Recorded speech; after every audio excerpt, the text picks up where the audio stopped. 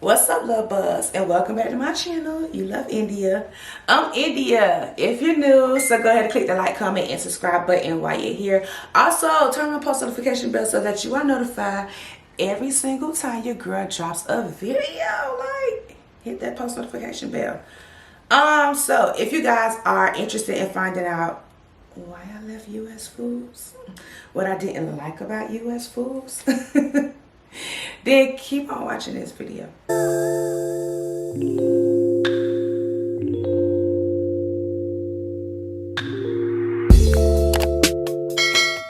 So let's just get right into this video. As you guys know, I was working for U.S. Foods. Looking for my phone. I was working for U.S. Foods I've been there for about 60 days, 2 months. Damn! Yeah, I survived 60 days. That's awesome. I survived 60 days at U.S. Foods. So, let me just tell y'all what I liked, what I didn't like, what made me say, like, this is not for me. Food service just was not for me. First things first, the people there are extremely nice. I never had a problem with management at all. Like, none of the managers, everybody was cool. The workers, like, and I know y'all might think because I'm a girl, like, of course they're gonna be nice to you. Of course, of this, like, it was other drivers that were also new, that were also coming in for training, and they treated them the same way. For one, when you come in, they're gonna let you know off the rip. You sure you ready for this? Because they already know the job is hard. The people that already work there, they gonna tell you, like, listen, this ain't no easy job. And trust me, when they say that, they mean it. The job is not easy at all. Like, it's not an easy job. I'm surprised I survived 60 days because I really wanted to quit my third day. But I was like, let me try it out because I didn't want to just give up so fast. I'm thinking, maybe it's something that I, just got to build up my stigma to handle, which was not the case for me. So I do like that. The people there are definitely very, very nice. What else? I think that's all I got to say is that the people was nice, that I really liked it there. So let's get into what I did not like. Also, you get free food sometimes, but child, who cares about free food when you trying to get your load, like when you trying to get that stuff off your truck? Ain't nobody worry about no free food. Hell, I'm trying to make it to my last stop. But other than that, that's pretty much all the good stuff that I pretty much had to say. And the fact that you gonna make you some money. I ain't even gonna lie. Food service, they make money. Like, it is what it is. Food service definitely make money. But the question is it worth your health? Can you handle all of that, that strenuous activity that goes on to be, making this money? So, that's something that you got to decide on. So let's just get to why I left and what I didn't like. First things first, they did not dog me out. That's one thing I can say. The whole time I was there, they never put me on a route with like a 48 foot or nothing like that. Like, they actually did not give me some of those hard routes. They never really gave me a full trailer, to be honest. So I can't even sit here and say, oh, they dogged me out or anything like that, because they actually catered to me. I would definitely say that. They definitely catered to me. They used to have me out on a route with a straight truck. And y'all know a straight truck, it ain't barely that much stuff on there. So I was doing the straight truck route. And the things I didn't like was, for one, it's a schedule up. But with trucking, sometimes things change. And they call you at like 8, 9, sometimes 10 at night to tell you what time to come to work. And to me, that was just like, if I just got off at 7 o'clock and I'm that tired that I come home, take a bath, eat, and I go to sleep, I'm not finna sit up waiting for no call for you to tell me what time to come back the next day. Like, that I don't like. Like, I don't like not knowing what time I'm coming to work in advance. Like, I like to have a schedule that say, you know, I know I'm working at 8 o'clock every morning, or I know I need to be to work at 5 o'clock every morning. I know that's my starting time. I mean, I can't control my ending time because of traffic, because, you know, things happen out here. But I don't want to think that I'm coming to work at 7 in the morning when I fell asleep, and then you done left a voicemail on my phone telling me that, hey, you have to be to work today at 5. Like, what? That just took 2 hours away from my sleep time. Like, that I do not like. Like, that was just like, I don't like that. Another thing I did not like was the fact that the route that they had me on, the salesperson that does the sales on their route, he was never updating the time slot. So when you're out there, they give you this paper, and the paper tells you, it kind of times your route, and it tells you what time your route start, from the time you get there to the time you should be departing the center, to the time you should be arriving to your first stop, and all of your next stops, all the way until the time that you arrive back to U.S. Foods headquarters. And they also show you the time window frames that different stores are able to accept deliveries, their delivery time frame. The route that I had, a lot of the time frames were wrong. Like, they were not updated. So it was times where they calling me in to come to work at 5 in the morning. And I'm leaving, I get to work at 5 in the morning. Take me about 10, 15 minutes to, write my paperwork out, get my hand truck, and, get my truck started so I can pull out.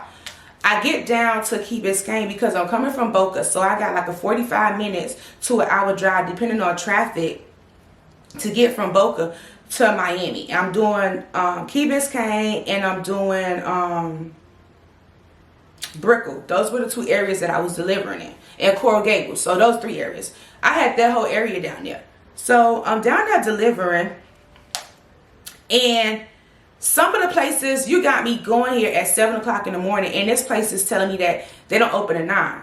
So I'm sitting out here 2 hours or an hour waiting for people to get here. Like, that's wasting time that I could have already been to a different stop if that stop opens earlier than the first stop that you put on here because you didn't update the time frame. Or it'll miss situations where you just telling me, oh, they come at 2 o'clock in the afternoon, but you got them getting delivered at 9, 10 o'clock. Like, what is so hard to update the time frame? Because I don't got time to be sitting right here on no truck all day. Like, I have a life outside of this. Like, I can't just be wasting my time sitting outside no restaurant and a person looking at you like, oh, well, it's free money. Like, oh, don't trip about it because, that's 2 hours you getting paid. Who the hell want to be sitting in the front of somebody closed business at 5, 6 o'clock in the morning waiting till 8, 9 o'clock? Like, no. First off, when you're doing food service, your body is constantly going. Once you wake up and you start your day, you'll be ready to go. Once I get there, like, I'm ready, I'm doing my paperwork, I'm ready to hit. As soon as I get to my first stop, I'm ready to start throwing these boxes, get this stuff off this truck. Don't nobody want to be sitting here delayed 2 hours because now you done got me in lazy mode. Now I'm ready to take a nap, I'm sleepy. Now when it's time to deliver, I don't got that momentum or that energy I had when I first clocked in. Like, I'm ready to go ahead and knock these stops off. So now my time sheet is telling me that I should be arriving back to the headquarters at 2, 3 o'clock in the afternoon, when I'm coming back at 8, 9 o'clock at night because the time sheet is not updated. And I had said something to them several times about it, and they were just like, they're gonna put an email, they're gonna update it. It never got updated. And my last issue was that Friday, I was so angry because they sent me the 2 stops that had that same issue. And I had been constantly complaining about it. And it's like, I can't keep doing this. So I got frustrated and I was like, you know what? Today is the last day. Like, I can't do this.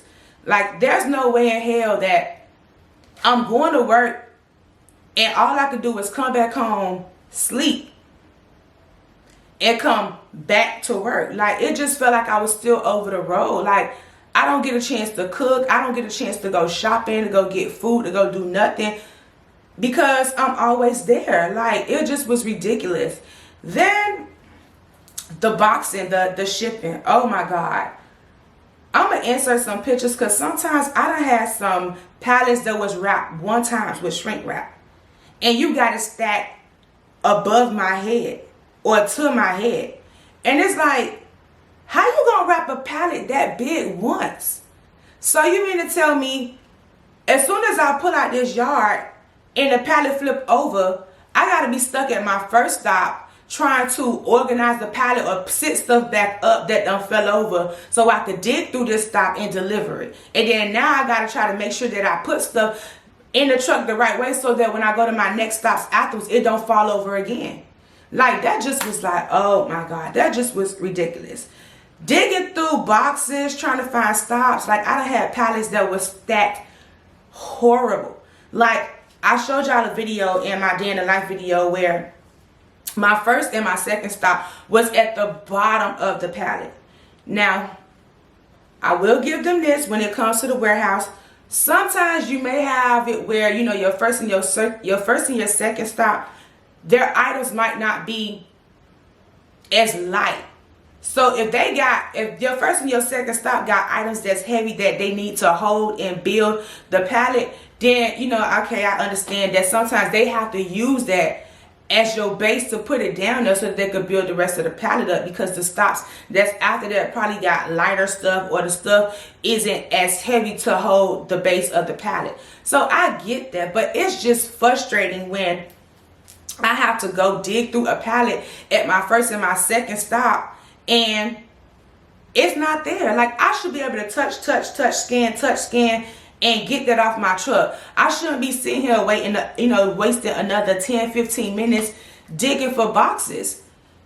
Then another thing is, let's say they have this thing called just in time, which is meat that is done that night. It's prepared from the meat factory that night, and they pick it up that night and they overnight it, and that meat cannot be returned.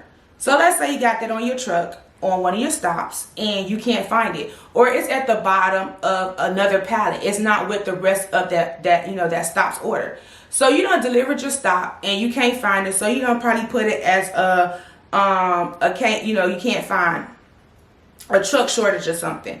Then you find it. They expect you to go back to that stop and take it back, and it's like, yo, like, why I gotta go back over here in the area that I just left because y'all didn't stack my truck right? Like, I shouldn't have to go double back and do work going to stops 2 and 3 times because either they time frame not right. So now you telling me, okay, just go back at the end of the route, just go back over there, or knock them 2 out, and by the time you knock them 2 out, they should be open to go back there, or go back over there because you can't return the meat and I just found it. Like that's time that's wasted. Like, that don't make no sense. Another thing I did not like was the fact that a lot of these places were disgusting. Like, and this has nothing to do with U.S. food, but it's just seeing restaurants and working in food service really shows you how nasty some of these restaurants are. Like, to see certain food left out, to see the nastiness in the kitchen. And sometimes I used to just be like I cannot even deliver. Like, I'm gonna just bring it to the dough and you got to take the rest in, because I can't go in there like that. Like, how are you even serving people out of an establishment like this? Like, that just was disgusting. Like, that was just another thing to handle. Like, you definitely got to have the stomach to see some of the stuff that you see while you delivering at some of these moms and pops restaurants. Like, it just was not okay. Another thing I did not like was the fact that sometimes the gun don't work, the gun go out, the gun just wasn't what it was. Like, I would be out and I'm in the middle of, my day, and the gun done went dead. And I'm like, well, how the gun done went dead when I put the gun on a charger Friday? So when I put the gun on the charger, I make sure that, the button comes on that's red, and the charging thing lights up, and it has the little symbol that shows you that it's charging. You got the whole weekend. Why the hell is my gun dying and it charged from Friday, Saturday, and Sunday? And here I am Monday and my gun dead. And they switched the battery 3-4 times. It still died. It still wasn't working. It was just like, oh my God. Like, now you want me to sit here and do an EDD, which is paperwork that I got to do for every stop, which made it even harder for me to try to take stuff out the truck, because when you got the gun shows you what's on your truck. It shows you what's refrigerated. It shows you what's dry, what's just in time, what's frozen. Like, it shows you everything. So as you scan it and you taking stuff off, you can look at your gun and see what you haven't took off the truck or what's missing. Or if you're trying to find something, you can read it and you'll know exactly, you know, what you're looking for or what's short or what's missing. So that was just like, the gun issue was just ridiculous. Another thing I hated was the long walks to some of these restaurants. Like, the time that they gave you to, you know, to deliver the loads to some of these restaurants was like, are you serious?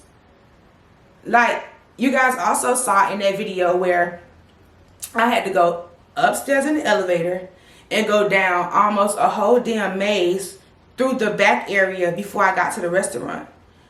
That stop one day had like 80 cases and I only got 2 hand trucks. So I can't take 2 hand trucks every time back and forth up the elevator to go deliver it. So you know how many times I had to walk to take that through? Like, it was just ridiculous. Then I had another stop, which pissed me off. I was angry when I got to this stop. This is another stop that made me be like, I can't do this. I actually got into it with somebody out there. I was at this stop and I had called them because I didn't know where the stop was. I'm like, hey, you know, I'm in the back of the building. So, you know, when you deliver in the back, sometimes it don't say the name of the restaurant you're delivering to on their back, though. Sometimes it'll just have the suite number. So I'm like, hey, you know, I'm calling to find out what is your suite number or whatever. I'm here to deliver. So they're like, okay, I'm suite number 6. So he opened the door and I pulled up and I'm like, okay, is it okay if I stay here? Like, is this where you normally load at? He's like, yeah. So I'm sitting here, I'm unloading my truck. A guy comes because it was on in Hollywood Beach, like on the boardwalk. So you have the restaurant here, the alley, and then you have like a little apartments that's back here. I'm unloading the truck and the guy's like, how much longer you finna be here? So I'm like, well, I got about 15 to 20 cases to take off right here. So he's like, well, you're gonna have to pack this up and move it because I'm sick of this. Every time y'all come here, everybody always blocking me in. Like, this don't make no sense. And we got to him. I'm like, yo, hold up. First off, don't talk to me like that. Like, ask me what's going on first. I've never been here for one. I don't know that every driver always park here and do this.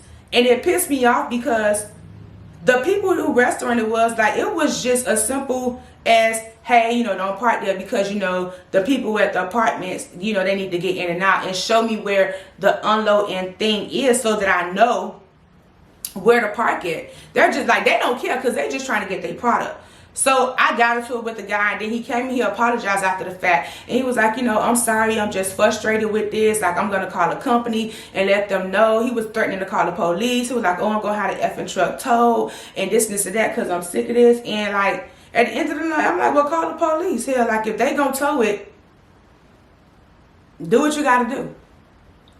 So, you know, at the end of the day, I felt uncomfortable being out there, like, arguing with people about you know, doing my job. Like, it just was ridiculous. Another thing I didn't like is some of the stops did not have delivery areas. So I'm in the middle of the street. I gotta put on my hazard light. I have to wait till traffic die down, get out the truck, then put the cones out and make a delivery area. And it's just like that's just unsafe. Then if that's my first stop, which it used to be my first stop several times, you got your first stop stuff that's in the freezer. So you guys know the freezer is on the side door. If I'm delivering, how the hell I can't get to the freezer from the inside because this is my first stop and I still got another 2 pallets before I get to the freezer area.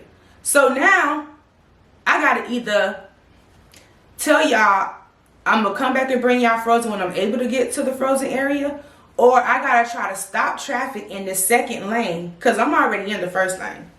I gotta stop traffic in the second lane, block it off with cones, and then unload off the side door, which I'm in the middle of the street. Miami people don't give a care. They flying, zooming by. Like, it just was so unsafe. And it's like, do you, like, this is crazy.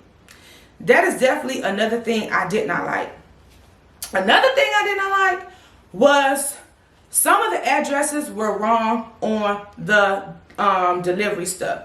Like, they would have an address down and either didn't update it. So I'm like, okay, I guess they're so used to somebody doing the route to us that, oh, I don't have to update anything because the driver that usually do the route, they already know what to do. They know where to go. They know what time. So I guess the driver prior to me, they already made that, like, it's like the driver makes their own route once they get the route. So the route may say, you know, this restaurant is first, the next one second. The driver knows the actual time to deliver. So the driver will make their first stop, their third stop, and then make their fifth stop, their first stop, because they know that them things don't, you know, they know the time frame. But that's not fair to a driver for me to sit here and figure out my paperwork. Okay, they don't open at 9, so I ain't gonna go there first. Like, it should be done correctly when I get my paperwork so that I can follow, you know, the order of delivery, because it messes you up when you have to go from this city to another city to that city, from Key Biscayne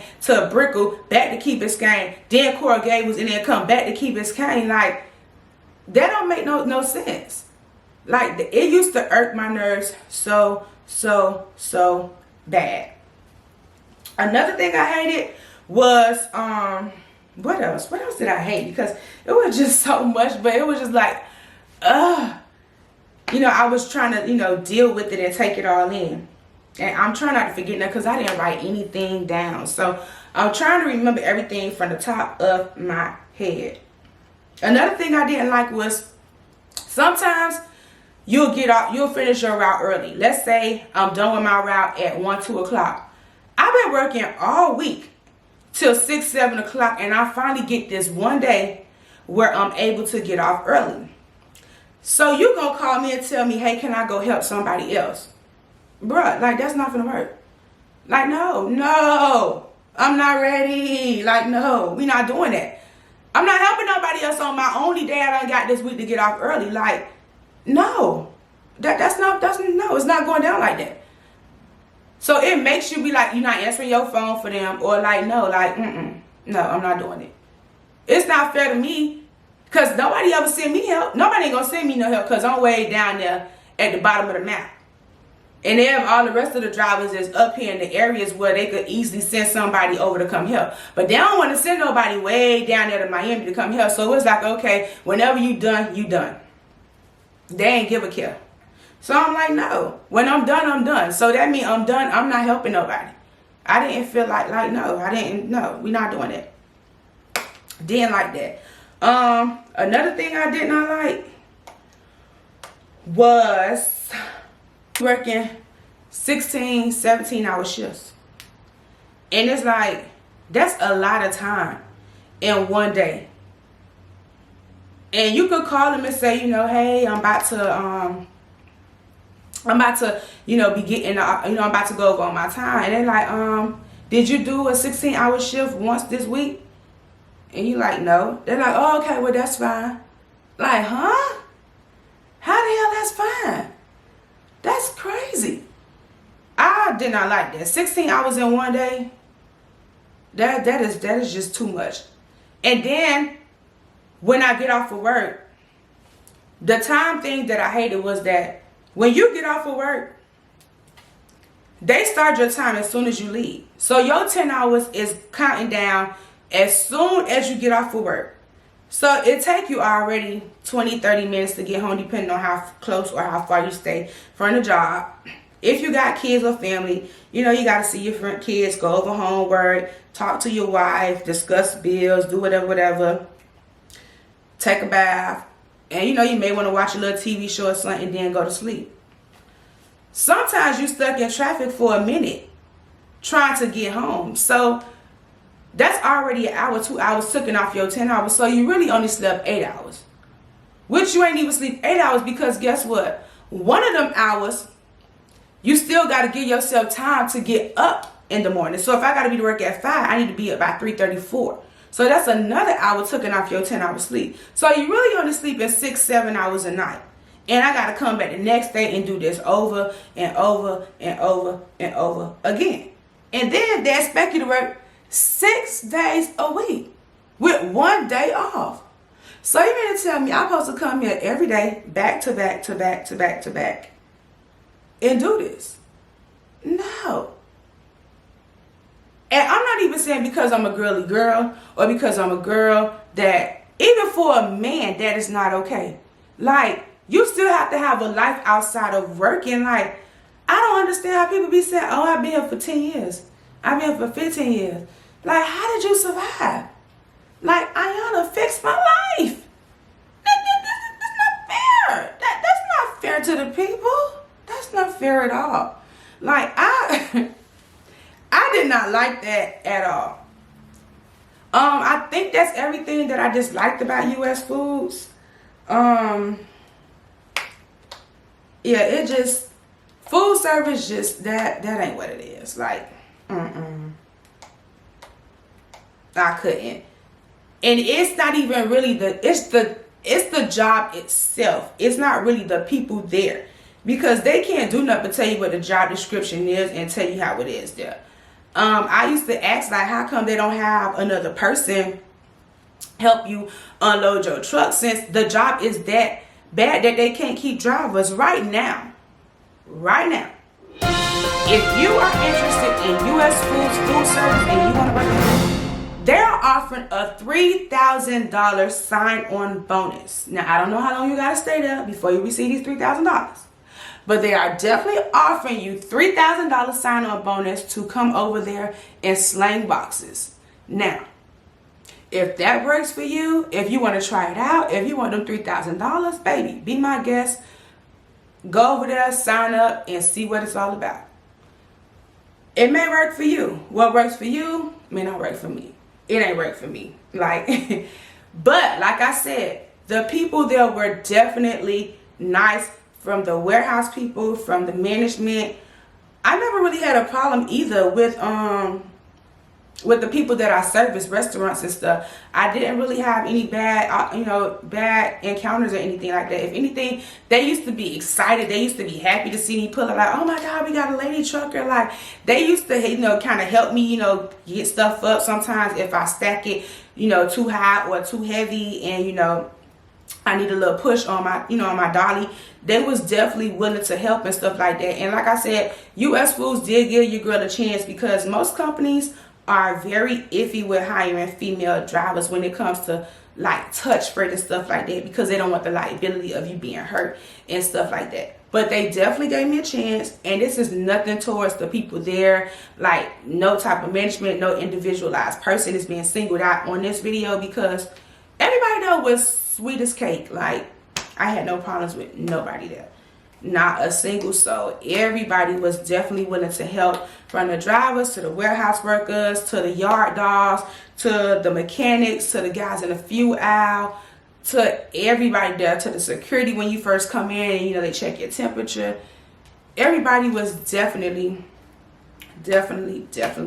nice. The job itself is just a job that it is what it is. I just didn't have what it takes. Like, that was just a bit too much for me.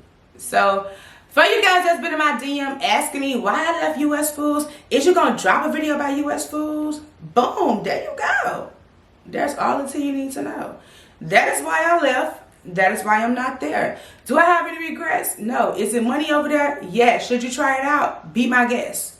Like I said, if it works for you, by all means, run it up. But it did not work for me.